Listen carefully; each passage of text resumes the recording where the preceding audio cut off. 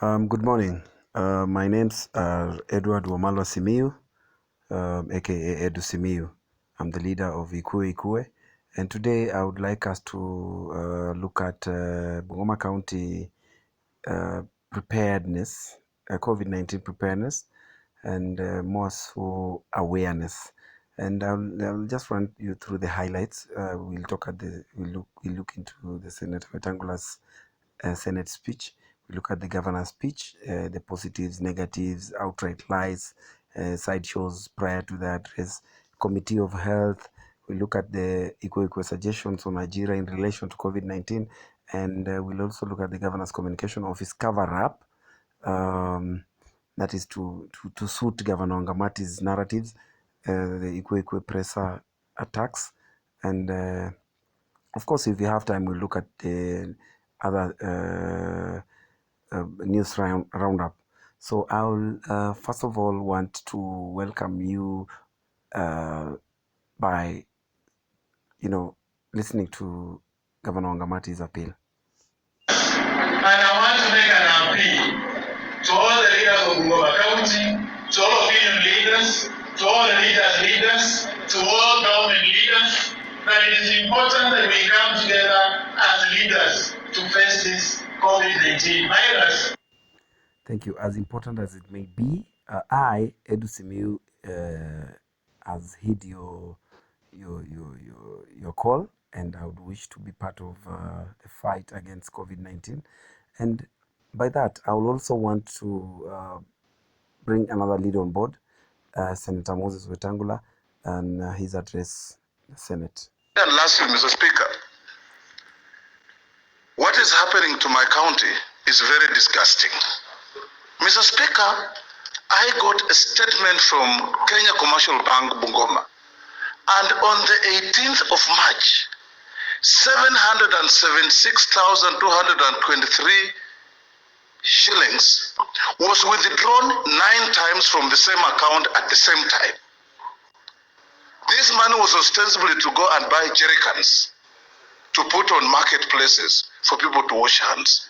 Mr. Speaker, this kind of reckless spending of public resources, the law is very clear. If you are spending more than 10,000, you must tender. If you are spending a huge sum of money in millions, there is electronic transfer of money. Why would 9 people carrying each a checkleaf of 776,223 walk into the bank together, withdraw cash and hand over to an individual, ostensibly for fighting COVID-19? Mr. Speaker, COVID-19 cannot be an excuse for misuse of public resources. And we want to urge that accountability be heightened at this time, because this is the time when people take leave of their senses and think nobody's watching them and start spending money recklessly. Lastly, Mr. Speaker, I want to support... Thank you, Mheshimiwa Senator, and it gets more reckless because this money, when it left the bank, it was taken straight to the governor's office, where 500,000 was given to the special programs advisor, 500,000 was given to the public administration, 500,000 went to the health department. The balance of 5,486,007 shillings remained with Governor Wangamati. Now, straight to his speech, opening remarks. I'm doing a press statement to clarify inaccurate media reports on COVID-19 related expenses in Bungoma County. Yeah, and inaccurate information it is. So let's start with his own media team, because the governor's press service is run by the director of communications, Bungoma County, Mheshimiwa or Kijana Machachari Tim Machi. So here we go. Now, the county government says it on 25th it had posted at around 16:49 hours. This original post read like this. This was the original post. So after Governor Wangamati, because 600 sets of sanitary kits had been distributed on this day, by this day it had been distributed. So after Governor Wangamati's speech, which gave different account, they corrected, they edited so that it rhymes with the Governor Wangamati's speech. And on this one, I am choosing to demonstrate to you so that you see what I'm talking about. So here is the original, here is the edited version, which as it is now, if you go to the governor's press service, Bungoma County, this is what you will see now. But when you look at the history, edited history, you view edit history, you will see that on 25th, this is what they posted, the 600 on 26th of March. Governor Wangamati makes a speech on 11th of April, and he says that 600 were distributed. 600 markets were earmarked, but what was distributed was 368. So that is why now they edited this one to this one, you see. So incorrect information. Money with the Kenya shillings, 11 million shillings, that we got from the Bungoma Referral Hospital, we immediately started to put in place our emergency measures as we prepare the county towards this pandemic. When I first said that Governor Wangamati and his team had actually picked 11 million from the health department to the finance department, not many believe me. Now, the horse's mouth, the governor himself has said it. Believe. And these are some of the issues that we started with. One, setting up our AJIRA Isolation Center, which I think all of us know. Yes, we know, but it is not functional. That is there. Two, training of our health workers, training of nurses, training of doctors, which started 2 weeks ago and has been carried out every other week and is still ongoing. I wonder why you are ashamed to give us figures.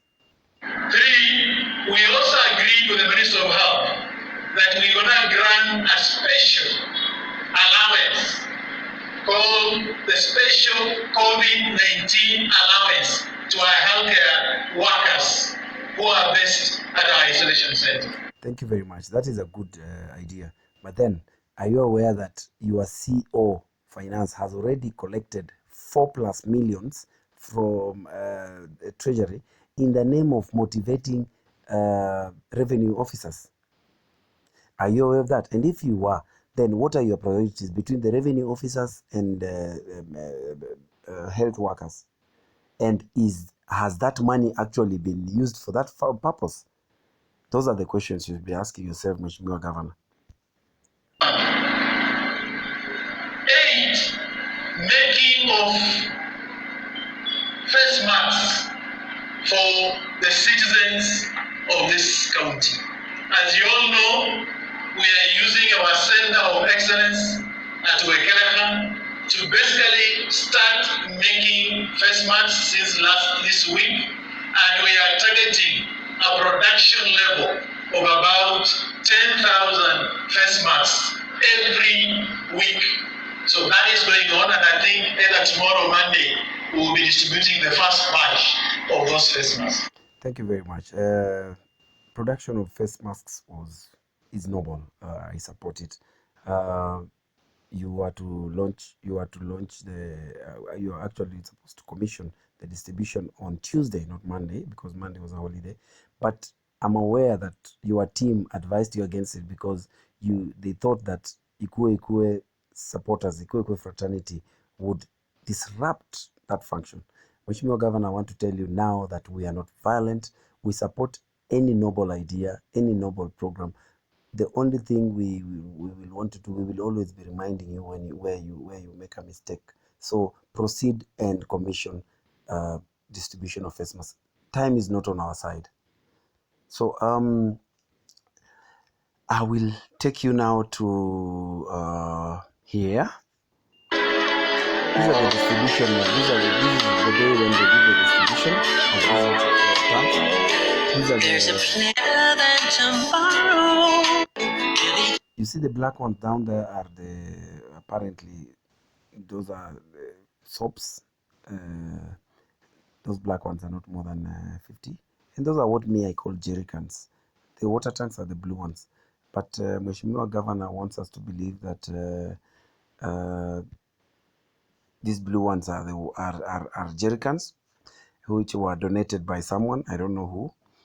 But as you look at it, when the governor says that the 600 markets were earmarked as opposed to what was planned earlier, because this one was just a figure Wangamati gave us to, try and dupe us and make us believe that they were not after anything sinister with our money. Initially, they had planned for 88 markets, which went to 80, following the realization that the consignment was not enough. So the thing is, if you, as you put it, Mheshimiwa Wangamati, if you had distributed 368 and you had earmarked 600, assuming we go with your mathematics, then the balance would be 232. Why are you procuring 300? Why? Mheshimiwa Governor. This donation here, it is said that it's donated by the office of the governor. And I just wish that the governor told us that, if that is what he wants us to believe. But then we will also ask questions on matters procurement. Let us look at the other things. I'm not in a position to do videos all through the speech, but then some things I'll just highlight them. Emergency kitty. Mheshimiwa Wangamati said that there was a problem, there was a delay in releasing money by the control of budgets, but the reasons he gives are flimsy. The real reasons are the surrendering of interest has been the biggest issue. Bungoma County has that big problem of surrendering interest.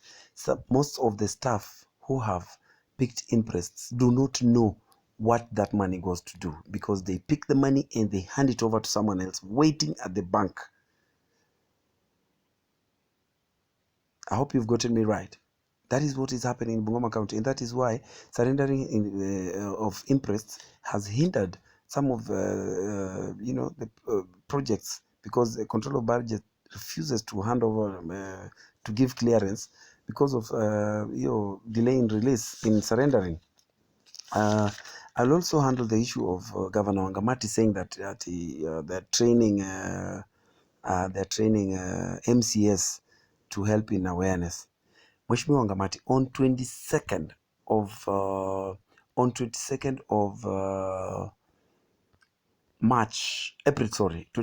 April 2019, you hosted CS Musheru, CS ICT, National Government, and you told the gathering that you had trained, the county government had already trained 250. The truth is, we had only trained 50.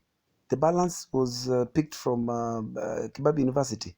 Now, if those 250 are available anyway, if we were to use that, why don't you give these young boys and girls, the mandate, or rather this job of doing the work of doing sensitization? You see, they have been trained. I'm sure they are capable of using their phones, and they can, it will be very cheap, and I'm sure they will do it wholeheartedly, knowing that they also have something to give back to the society. You can give them small allowances to run their phones, maybe internet and stuff. Some of them are you have turned them into online goons to insult leaders. When Mheshimiwa Senator criticizes you, there they go. Money is sent, M-Pesas, bundles. They go insulting people. Make good use of these boys. Do not misuse them. Tell your boys, tell your juniors not to misuse these boys. So I do not want this clip to go beyond. There's something I wanted to inform the public, that before the governor made the speech, I'm meant to understand that according to what he had prepared, the governor had prepared with Mheshimiwa Wandili, who are the four who received the money here. You see, Governor Wangamati remained with 5.4. Health, it was Wandili who picked 500,000. Public admin, it was Wame who picked 500. Special program, it was Karobiela who picked 500,000.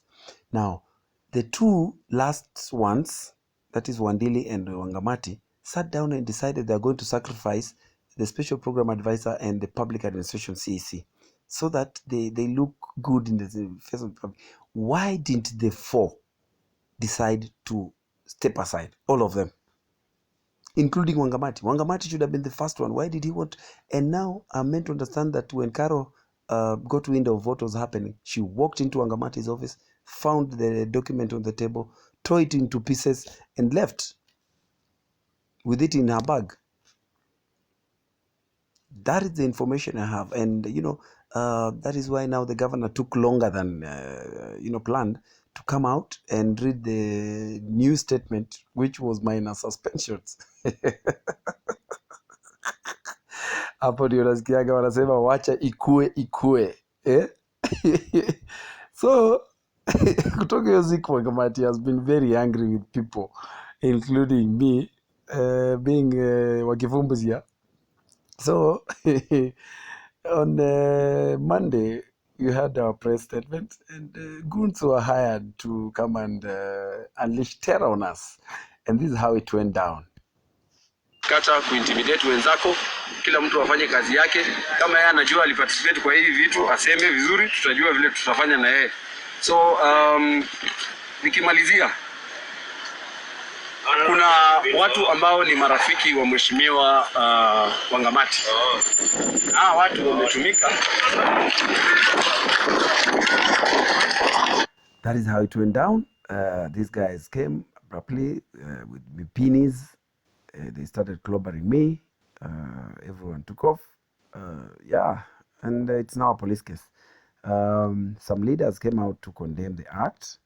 And here is Mheshimiwa Majimbo Kumo. Ya kwamba ni kinyume cha katiba kuzuia yeyote kujumuika na watu wengine kutoa maoni yake. Thank you, Mheshimiwa. Not because of time, I'll be very brief on that.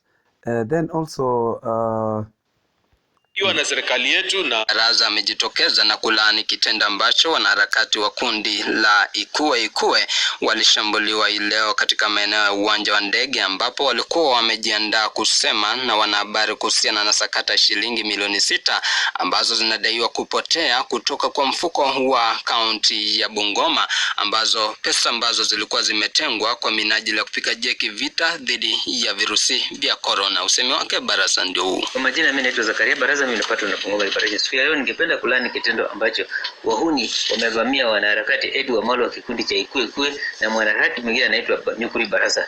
Hawa wanaharakati leo walikuwa wamepanga kuongea na wanahabari kuhusu kununuzi wa mitungi za shilingi 100 ambao serikali kuu ilikuwa na serikali ya county government ilikuwa na kwa. Asante sana. So as I wind up, I would also want to play for you just a little bit of this. This is as captured by NTV. Is it? No, not that one. Where be it? I wanted to show you what NTV. Here, there we go. More than 6 million shillings was withdrawn from Bungoma County government's accounts and paid to the suppliers in cash. New documents show how the county staff paid cash to suppliers in the installation of the jerrycans, which were converted into hand cleaning points across the county. Yes, that is it. So, in brief, I would like to tell Mheshimiwa Wangamati, iKUWEiKUWE is out to assist you run the government, and we will assist you based on your call. You have called us to assist you. We will assist you, and we will not assist you the way you like it. We will assist you in the best way we see it, us. We know there are so many ways of helping you. There are those who will not clap for you, anything and everything, like those ones you hired to come and the cheering squad for your address. Everything you say, they would cheer. But for us, we will tell you where you make a mistake, and we will, always applaud you whenever you do a good thing. So my closing statement is accountability in management of public resources is not an option. It's a must. Thank you, people, and good night.